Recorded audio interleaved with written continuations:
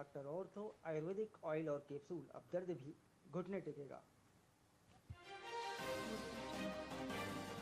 केंद्रीय गृह मंत्री अमित शाह का कांग्रेस पर हमला, बोले जम्मू कश्मीर में सबसे अधिक राष्ट्रपति शासन कांग्रेस ने लगाया। 70 साल तक कांग्रेस और नेशनल कॉन्फ्रेंस ने जम्मू कश्मीर को लोकतंत्र से दूर रखा।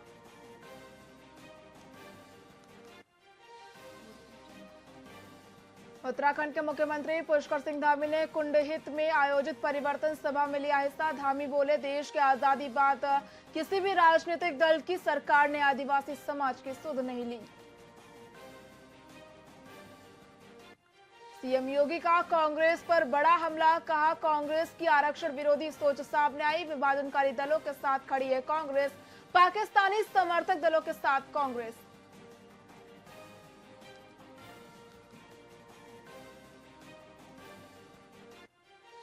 शिवसेना नेता संजय राउत का बयान, बोले आप मुझे कितनी भी सजा दे, मुझे कोई दिक्कत नहीं। कोर्ट ने कहा ये जनहित में है, किसी को सजा नहीं हुई।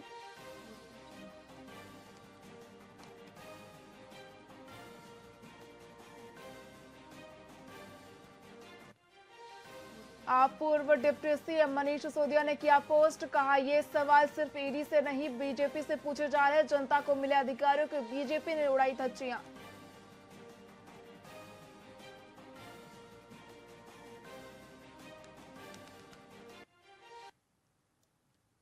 नमस्कार, आप देख रहे हैं वीआईपी न्यूज। मैं हूं आपके साथ प्रज्ञा तिवारी। रुक करते खबरों की ओर।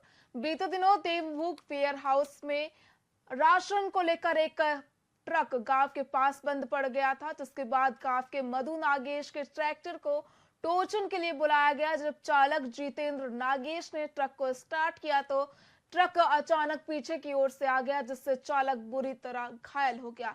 बता दें कि घटना को लेकर ग्रामीणों में आक्रोश है, वे पीड़ित परिवार का समर्थन कर रहे हैं। वहीं मामले को लेकर एसडीएम पंकज डहरे और एसडीओपी के नेतृत्व में प्रशासनिक अमला गांव पहुंचे, जहां प्रशासन ने पहली बार पीड़ित परिवार और सामाजिक प्रतिनिधियों के साथ बातचीत की। वहीं पीड़ित पक्ष ने इलाज के खर्च को प्रशासन की ओर से वहन करने की मांग की। वहीं प्रशासन की सक्रियता से पीड़ित परिवार को राहत मिलने की उम्मीद जगी है। हमारा मांग एक ही था कि पीड़ित व्यक्ति का इलाज संपूर्ण भाव से ट्रांसपोर्ट द्वारा किया जाए, और ये मांग तो पिछले 5 दिनों से रखे थे।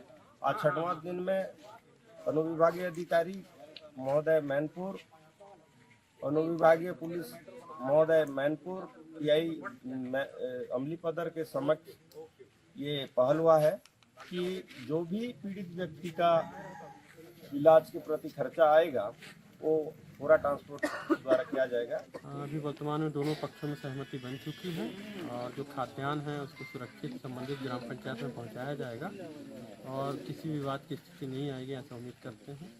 बाकी अभी सहमति बन चुकी है। ट्रक चालक जो है कहीं न कहीं से लापरवाही किया था, जो ट्रैक्टर चालक की चोटें आई है, और डॉक्टर का जो मेमो है उसके आधार पर अपराध पंजीबद्ध कर लिया गया है। और आगे की प्रक्रिया जैसे अब इलाज रायपुर में चल रहा है तो मेडिकल टिकट आएगी और उसके मेडिकल रिपोर्ट के अनुरूप और वैधानिक कार्रवाई की जाएगी। वाहन जब्त किया जाएगा? हाँ, वाहन जब्त की जाएगी। राशन खाली कराएगा? हाँ, गाड़ी राशन संबंधित ग्राम पंचायत को उपलब्ध करा दिया जाएगा ताकि राशन बढ़ सके ग्राम पंचायत में। हमारा मांग पखांजूर में भाजपा युवा मोर्चा के कार्यकर्ताओं ने अखिल भारतीय राष्ट्रीय कांग्रेस पार्टी के सचिव राजेश तिवारी का पुतला दहन किया। बता दें कि कांग्रेस कार्यकर्ता सम्मेलन के बाद इस प्रदर्शन का आयोजन किया गया, जिसमें तिवारी के एक विवादित बयान को लेकर भाजपा कार्यकर्ता भड़क गए। राजेश तिवारी ने भाजपा नेता असीम राय के हत्याकांड में शामिल पखांजूर के पूर्व नगर पंचायत अध्यक्ष बप्पा गंगोली के पक्ष में बयान देते हुए उन्हें निर्दोष बताया। उन्होंने भाजपा सरकार पर आरोप लगाया कि गंगोली को झूठे साजिश में फंसाया गया है, जिसके बाद भाजपा कार्यकर्ताओं ने इस बयान के खिलाफ जोरदार नारेबाजी की और तिवारी के खिलाफ अपनी नाराजगी व्यक्त की।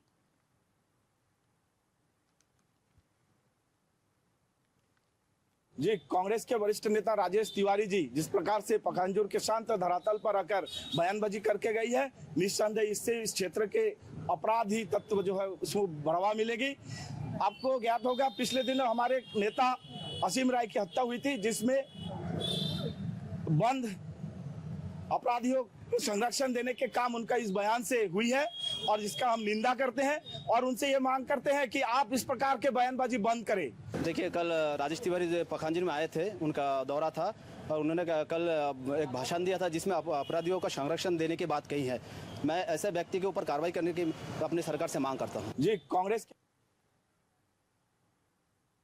महासमुंद के खैरझिटी स्थित करनी कृपा पावर प्लांट में हाल ही में हुई दुर्घटना में 3 मजदूर गंभीर रूप से घायल हो गए हैं। वही घटना की जानकारी जिला प्रशासन और पुलिस को नहीं दी गई थी, जिसके बाद कलेक्टर विनय लंगेहे ने प्रबंधन को कारण बताओ नोटिस जारी करते हुए 3 दिन के भीतर स्पष्टीकरण पेश करने को कहा है। साथ ही जांच के लिए अनुविभागीय अधिकारी, महाप्रबंधक, जिला व्यापार और उद्योग केंद्र के साथ ही श्रम पदाधिकारी की टीम गठित की गई है, जिसके बाद प्रशासन का ये कदम भविष्य में ऐसे हादसों को रोकने की दिशा में अहम माना जा रहा है।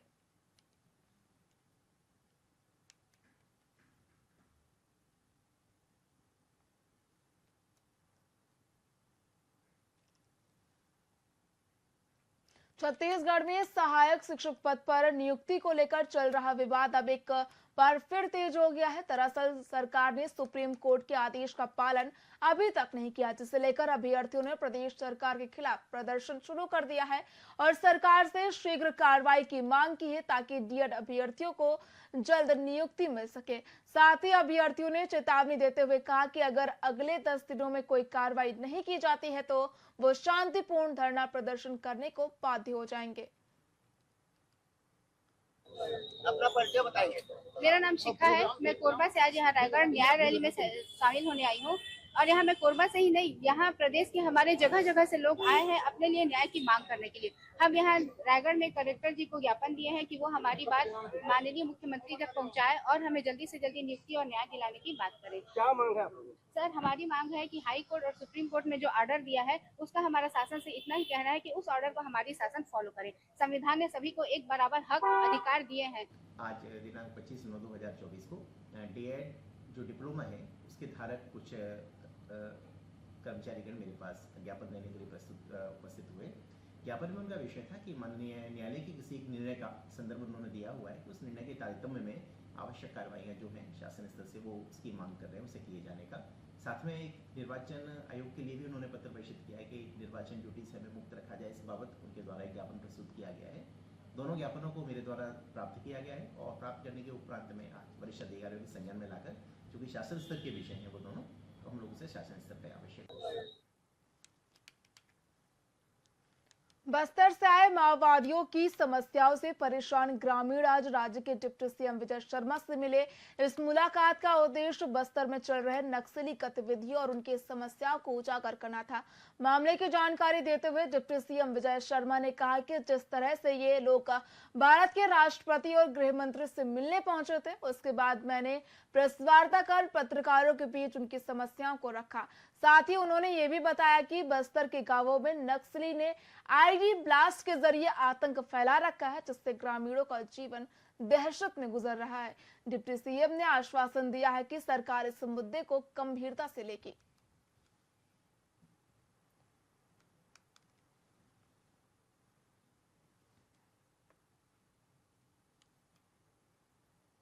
इनके विषय पर कोई चर्चा क्यों नहीं करता है?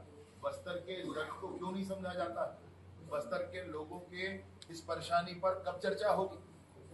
और उन लोगों को इस बात का ताकीद होना चाहिए, इस बात का एहसास होना चाहिए कि अगर सरकार, माननीय विष्णुदेव साई जी की सरकार, माननीय अमित शाह जी के संकल्प से बस्तर से और पूरे छत्तीसगढ़ से, पूरे भारत से नक्सलवाद को समाप्त करने के लिए आगे बढ़ रहे हैं, तो उसमें जबरदस्ती का प्रोपेगेंडा खड़ा करके सुरक्षा बलों के मनोबल को तोड़ने का काम नहीं करना चाहिए। सरकार रही है और सरकार ने कोई नियुक्ति नहीं, जिस नियुक्ति को लेकर के SIT वगैरह को लेकर के आगे बढ़े थे उस पर भी बड़ी गड़बड़ियाँ थी और निर्णय ही न करा सकी पुरानी सरकार। जाने उनके भाव में गलती थी, उनके अभियानों में गलती थी, क्या विषय था। लेकिन अब जा करके माननीय विष्णुदेव साई जी की सरकार में सारे विषयों को एक साथ किया जा रहा है, नई नियुक्तियाँ भी की जा रही है, उसमें नया बल भी मिलेगा पुलिस को। उसके बाद मैं सोचता हूँ कि ये आपका एक अपडेट भी इनके विषय पर कोई चर्चा क्यों नहीं करता है? बस्तर के दर्द को क्यों नहीं समझा जाता? बस्तर के लोगों के इस परेशानी पर कब चर्चा हो? सख्ती में पेट्रोल पंप संचालकों की मनमानी की शिकायतें लगातार सामने आने के बाद बिलासपुर कमिश्नर ने पेट्रोल पंप का निरीक्षण किया और कर्मचारियों को स्थिति सुधारने के निर्देश दिए। बता दें कि पेट्रोल पंप में लोगों की सुविधा के लिए बनाए गए शौचालय और पीने का पानी का बुरा हाल है। चारों ओर गंदगी फैली हुई है और पेट्रोल पंप में लगे फ्री एयर मशीन भी महीनों से बंद पड़े हुए हैं, जिस कारण लोगों को काफी दिक्कतों का सामना करना पड़ रहा है। जितने भी पेट्रोल पंप्स हैं वहाँ बेसिकली मूलभूत सुविधाएं होनी चाहिए, जैसे टॉयलेट्स हो गए, ड्रिंकिंग वाटर हो गए, जो बेसिक फैसिलिटीज़ होती है वो बेसिकली इंश्योर्ड होना चाहिए। इसमें कमिश्नर साहब की मंशा ये है कि आप जब कभी भी ट्रैवल करते हैं आपको बेसिकली जो स्टॉपेज पॉइंट होता है वो नॉर्मल कोर्स में एक पेट्रोल पंप होता है। पेट्रोल पंप जो है वो बेसिकली आपको स्वच्छ पेयजल उपलब्ध कराए, साथ में जो है आपको बेसिकली टॉयलेट की फैसिलिटीज़ दे। कारण क्या है, आपके साथ में फीमेल कोई अगर ट्रैवल करता है, बच्चा ट्रैवल करता है, तो बेसिकली उनके लिए बाहर में शौच ना करके एक टॉयलेट में शौच करना ज़्यादा आसानदायक रहता है। इसी सुविधा को इंश्योर करने के लिए कमिश्नर साहब ने एक नई पहल की है, जिसके द्वारा उन्होंने जितने भी कलेक्टर्स थे उनको सभी को निर्देशित किया है संभाग में कि वो जो है इंश्योर करे कि जितने भी टॉयलेट्स हैं उनको बेसिकली क्या बोलते हैं स्टैंडर्ड्स में मेंटेन करके रखा जाए, स्वच्छता के साथ रखा जाए और ये सारी फैसिलिटीज़ अवेलेबल रहे सारे लोगों को। जितने भी पेट्रोल पंप्स हैं वहाँ बेसिकली मूलभूत सुविधाएं होनी चाहिए, जैसे टॉयलेट्स हो गए, ड्रिंकिंग वाटर हो गए, जो बेसिक फैसिलिटीज़ होती है वो बेसिकली इंश्योर्ड होना चाहिए। इसमें कमिश्नर साहब की मंशा ये है कि आप जब कभी भी ट्रैवल करते हैं आपको बेसिकली जो स्टॉपेज पॉइंट होता है वो नॉर्मल कोर्स में एक पेट्रोल पंप होता है। पेट्रोल पंप जो है वो बेसिकली आपको स्वच्छ पेयजल उपलब्ध कराए, साथ में जो है आपको बेसिकली टॉयलेट की फैसिलिटीज़ दे। कारण क्या है, आपके साथ में फीमेल कोई अगर ट्रैवल करता है, बच्चा ट्रैवल करता है, तो बेसिकली उनके लिए बाहर में शौच ना करके एक टॉयलेट में शौच करना ज़्यादा आसानदायक रहता है। इसी सुविधा को इंश्योर करने के लिए कमिश्नर साहब ने एक नई पहल की है, जिसके द्वारा उन्होंने जितने भी कलेक्टर्स थे उनको सभी को निर्देशित किया है संभाग में कि वो जो है इंश्योर करे कि जितने भी टॉयलेट्स हैं उनको बेसिकली क्या बोलते हैं स्टैंडर्ड्स में मेंटेन करके रखा जाए, स्वच्छता के साथ रखा जाए और ये सारी फैसिलिटीज़ अवेलेबल रहे सारे लोगों को। दुर्ग लोकसभा सांसद विजय बघेल ने अमलेश्वर नगर पालिका में करोड़ों रुपए लागत के 30 विकास कार्यों का भूमि पूजन किया। बता दें कि इनमें मुक्तिधाम, बजरंगपारा तालाब और बस स्टैंड के पास के कार्य शामिल हैं। वहीं सांसद बघेल ने कहा कि भाजपा सरकार विकास की दिशा में आगे बढ़ रही है। उन्होंने कांग्रेस पर आरोप लगाया कि पिछले 5 सालों में भाजपा पार्षद वाले वार्डों को विकास में अनदेखा किया गया है। साथ ही उन्होंने वार्ड वासियों से हर चुनाव में भाजपा को समर्थन देने की अपील की और आश्वासन दिया है कि पूर्ववर्ती सरकार के अधूरे कार्य जल्द पूरे किए जाएंगे।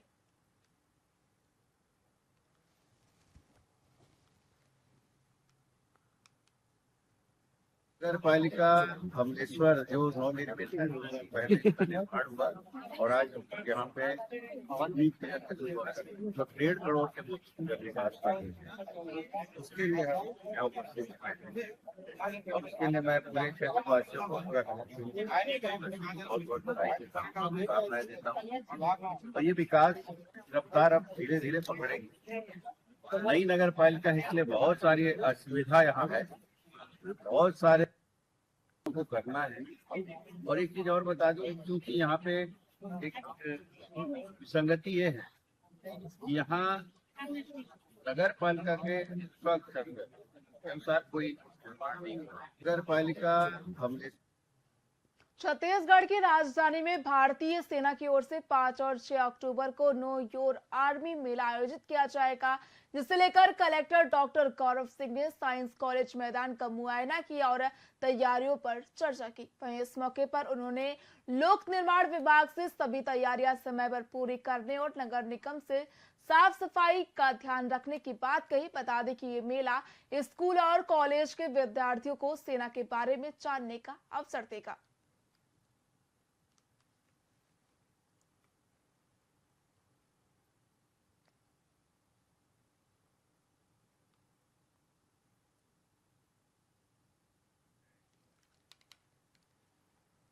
गौरेला पेंड्रा मरवाही को जिला बने लगभग 4 साल हो चुके हैं, लेकिन स्थानीय निवासियों को अब भी कई कठिनाइयों का सामना करना पड़ रहा है। ये क्षेत्र आदिवासी बाहुल है, जहां छात्रों के लिए जाति प्रमाण पत्र एक अहम दस्तावेज है। वहीं मरवाही जनपद पंचायत के ग्राम पंचायत पंडरी में धनुहार समुदाय के लगभग 20 से 25 परिवार अभी तक जाति प्रमाण पत्र से वंचित हैं। इसके कारण इन परिवारों के बच्चों को सरकारी योजनाओं का लाभ नहीं मिल पा रहा है। इसके अलावा स्थानीय लोगों को पानी, सड़क और अन्य मूलभूत सुविधाओं की भी कमी का सामना करना पड़ रहा है। दरअसल प्रशासनिक उपेक्षा के चलते इन समस्याओं का समाधान नहीं हो पा रहा है, जिससे आम जनजीवन प्रभावित हो रहा है। साथ ही स्थानीय निवासियों ने सरकार से इन मुद्दों का जल्द समाधान करने की अपील की।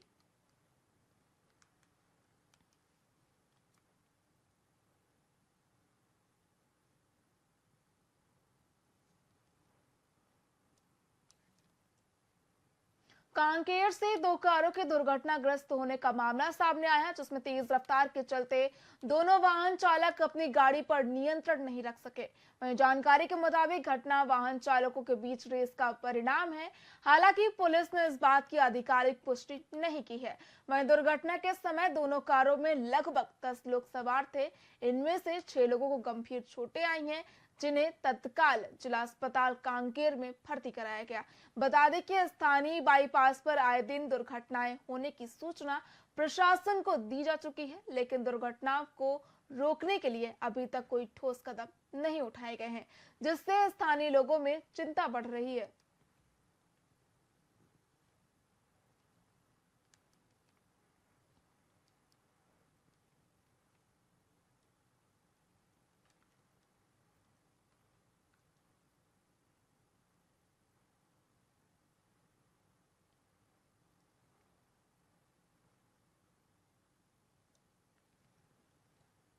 छत्तीसगढ़ के कवर्धा जिले में रेत माफियाओं के हौसले बुलंद होते जा रहे हैं। अब वो वन विकास निगम की टीम पर जानलेवा हमला करने से पीछे नहीं हट रहे हैं, तो वहीं रेत माफिया लगातार रेत का अवैध उत्खनन कर रहे हैं। बता दें कि मामला कुकुदूर थाना क्षेत्र का है, जहां रेत माफिया ने वन विकास निगम के अमले को दौड़ा कर पीटा और उनकी वर्दी भी फाड़ दी। इस हमले में अफसर घायल हो गया। वहीं अब घटना का वीडियो सामने आया है, जिसके आधार पर कार्रवाई की जा रही है।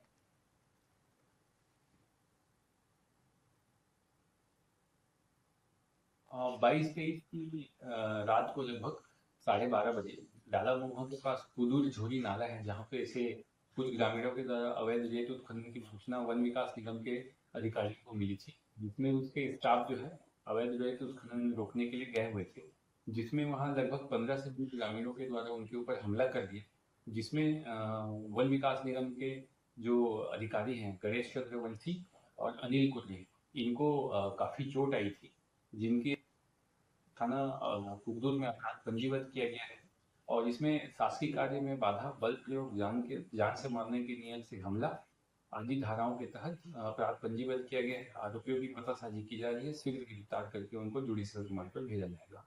22-23 की रात को लगभग 12:30 बजे डालामुहा के पास कुदूर झोरी नाला है। फिलहाल खबरों में इतना ही। देखते रहिए VIP न्यूज। नमस्कार।